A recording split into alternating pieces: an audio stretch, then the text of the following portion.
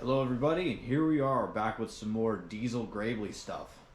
And as you can see, we got our exhaust all mocked up. Wait, that's not right. There we go, now we got our exhaust on there. Sorry to be baiting and switching. Tall boy. Yeah, we got ourselves a tractor flapper. It looks a little bit goofy and doesn't have the best mount. That's because when you order it, stuff isn't always the size it says it is. But this was pretty cheap. This is actually a pretty big exhaust for the tractor that we got. But that's good because if I'm being honest with myself, one of the reasons I'm building this is for neighbor envy. And the neighbor isn't going to envy me if he hates me. Like, say, if I had a straight pipe diesel blasting right up against the side of his house. So that's why we got this going on. Looks a little goofy. I think once I paint it black and paint the hood white, it'll get to looking a lot nicer. But for now, I actually kind of like it. I think it's fun. So this slips on. It's a little ugly right here where everything meets up, but it shakes. But it shakes all the way down to the engine, honestly. So we pull that up, and we can easily open up our hood. Do this with welding gloves, of course. Boop. Drop that back on there, and we're golden. Like I said before, we got this gas tank, and we adapted it to work with our diesel. Just stuck a 1/4-inch barb fitting in there, and now we got a place for our return to go, and we're mostly done here. I'd love to try to fire this up, but unfortunately, I'm short some valve keepers. Putting the motor together, one of the valve keepers went flew off into my absolutely awful messy garage, and it's gone. There's no way I'm gonna find it. So I've been waiting on some other ones. Unfortunately, we're still missing our shipper shaft. This is the old Model L style. These Gravely's are funny because you can have them by the numbers for next to nothing, you know, maybe 90% complete, non-running. But if you want to get that last 10% and get these things going, man, it's expensive. Yes, I've got heartaches by the number and troubles by the score. And every day you love me less, and every day I love you more. Now let's fill up the oil on our Yanmar clone. Sorry, I haven't really talked too much about the Gravely as I put the Gravely together. Because, well, I assume if you're going to take on something as in-depth as a Repower, you know your way around a Gravely. Also, these are very simple machines. If you got an inkering for the tinkering, you'll be right at home around these things. For this Yanmar, it takes 1.6 liters of, I don't know, they got the usual like oil chart for what to put in it. I'm sticking in 10W30 because that's the cold weather stuff, and it is still quite cold out. There we go. Oh, there we go. And this is just standard oil because I changed piston rings and the conrod bearing. So this is braking oil. It can be a little doo-doo. Okay, let's see how we're looking. This dipstick is also the fill plug.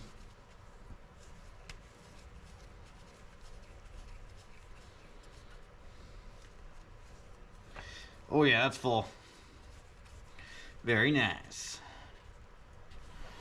As it happens, the next thing we gotta mess with is on this side too, and that is this throttle plate.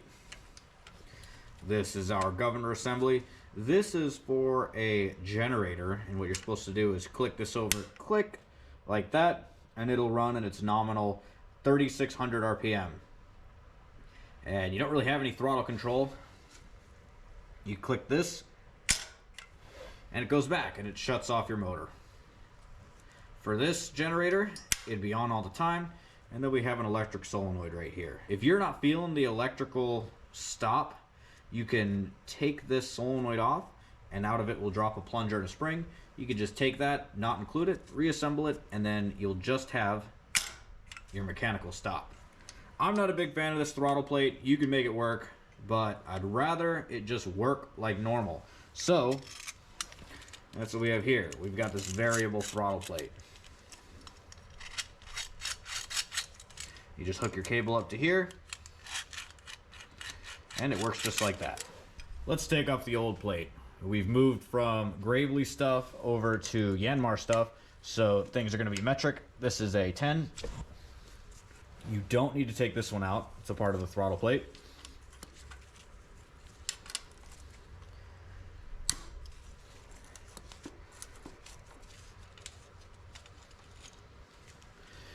Now, let's take a note where this spring is on this plate.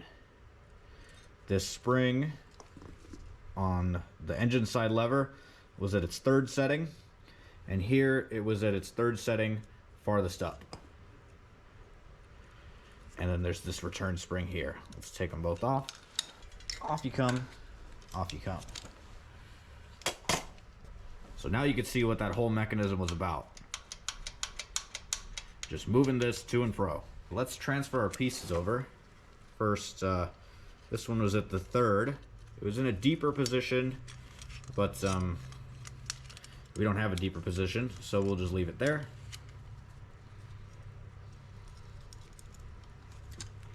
Next we had this lighter spring, which went right here. Actually, here's a thought. Ooh, he could think. So we were at 3 and 3 here. Let's put that there. And then we'll connect. We will connect the little return spring.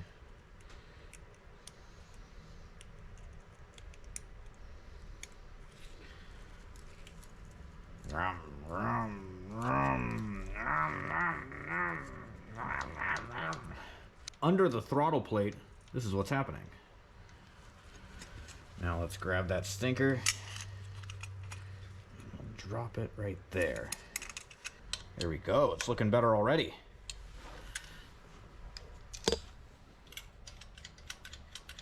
So working just with the throttle plate, we don't have our full RPM. There you go. We'll just back this off. Oh. Now I've got no idea what it's supposed to be set at because it was just running at the other one before. So we'll tighten that there, and then we'll have to tune it once we get it running. So here we just got a standard throttle cable, Gravely style one.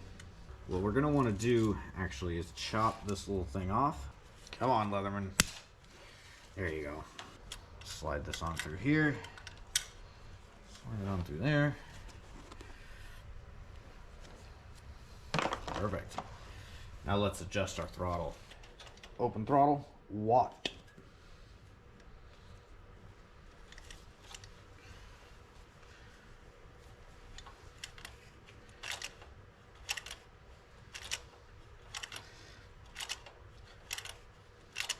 Okay, I'm happy with that for now.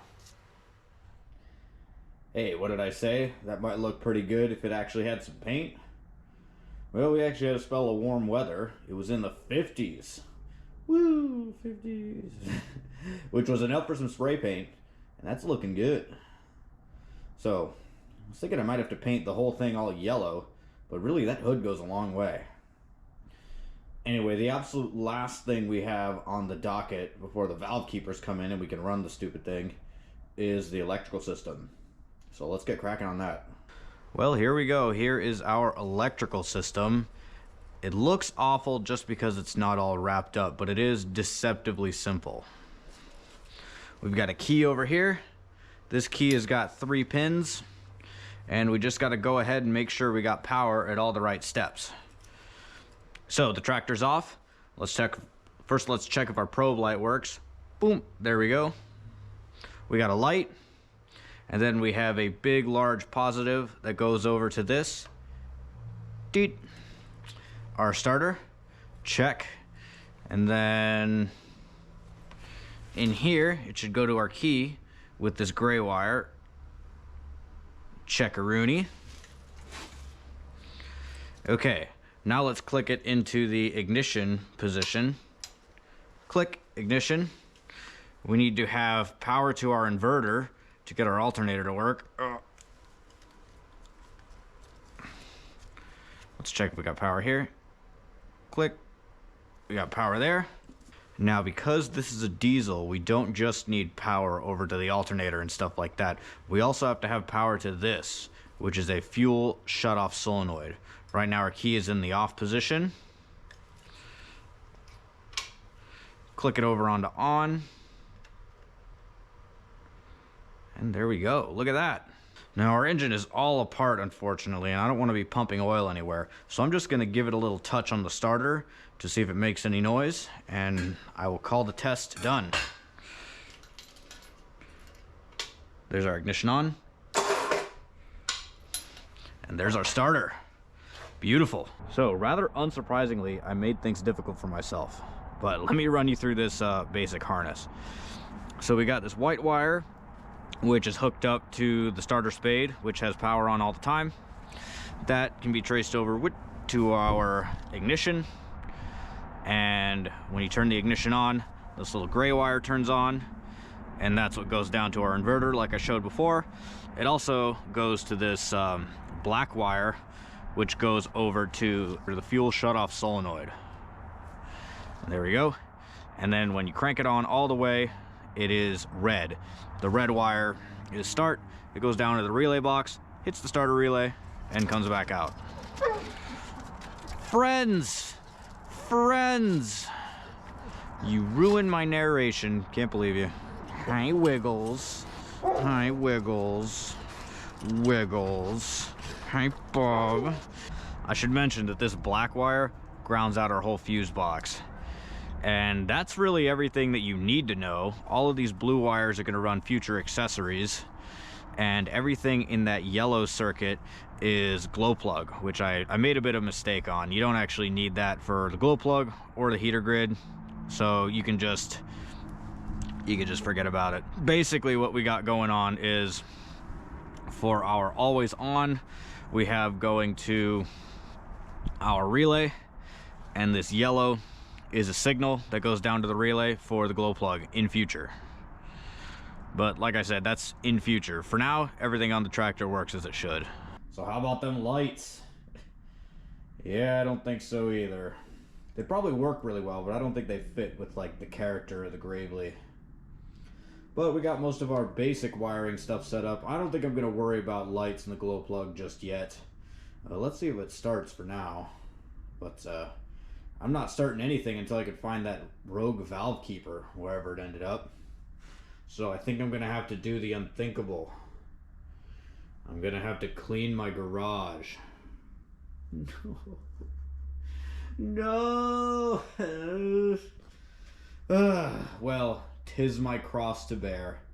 Anyway, I hope you enjoyed this. I really wish I could have shown you the Gravely running, but unfortunately, until I dig up that valve keeper, it's just not gonna happen.